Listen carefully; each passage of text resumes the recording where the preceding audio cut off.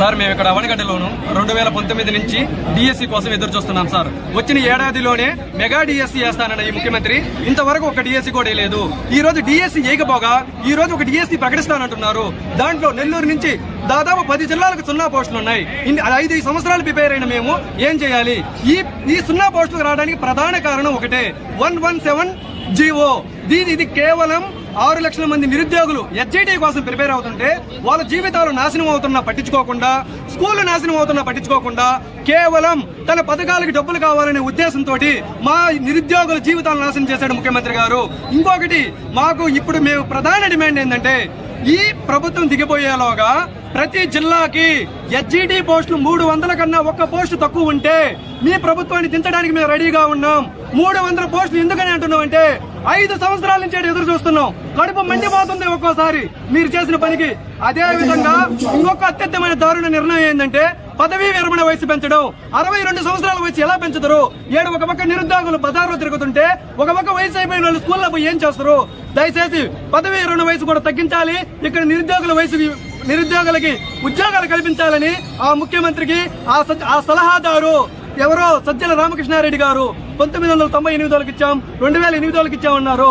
1998 నుంచి 2024 వరకు ఉన్న వాళ్ళు ఐఏఎస్లు కాదా? అప్పుడు వచ్చిన వాళ్ళు ముఖ్యమంత్రులు కాదా? వాళ్ళకి దేదా ఈ జ్ఞానము వాళ్ళకి ఇవ్వడానికి? కేవలం పే స్కేల్ మీద వాళ్ళు పెట్టుకొని నిరుద్యోగులైన మమ్మల్ని నాశనం చేశారు. మేము ప్రతి ఒక్కరి మనసులో ఉంది. 6 లక్షల మంది బయటికి రాకపోవచ్చు, ఎన్నికల రోజు బయటకు వస్తారు.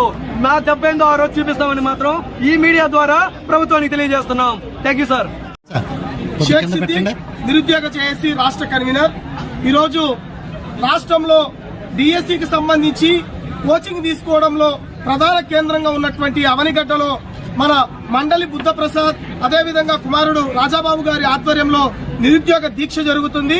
రాష్ట్రంలో దాదాపుగా 10 లక్షల మంది నిరుద్యోగులు డిఎస్సి కోసం కళ్లకు కాయలు కట్టేటట్టు ఎదురు చూస్తున్నారు. గతంలో ప్రతిపక్ష నాయకుడిగా ఉన్నటువంటి జగన్మోహన్ రెడ్డి గారు ఒక మాట అన్నాడు ప్రచారంలోకి వెళ్లి, 23,000 టీచర్ పోస్టులు ఖాళీలున్నాయి. మన ప్రతిపక్షంలో ఉన్నటువంటి జగన్మోహన్ రెడ్డి ముఖ్యమంత్రి గారిని ఉద్దేశిస్తూ ఈ పెద్ద మనిషి 7,000 టీచర్ పోస్టులు ఇస్తున్నాము, ఆయన 4 సంవత్సరాల పాటు కాలయాపన చేసి గాడుదలు కాస్తున్నాడా అని చెప్పేసి చంద్రబాబు నాయుడు గారిని ఉద్దేశించి మాట్లాడారు. ఎస్, ఈ రోజు 5 సంవత్సరాల దగ్గర పడుతుంది. నువ్వు ఏ కంచెర గాడుదలకు నువ్వు పళ్ళు దొమ్ముతున్నావు? 5 ఏళ్ల పాటు డిఎస్సి అభ్యర్థులు నీకు గుర్తుకు రాలేదా?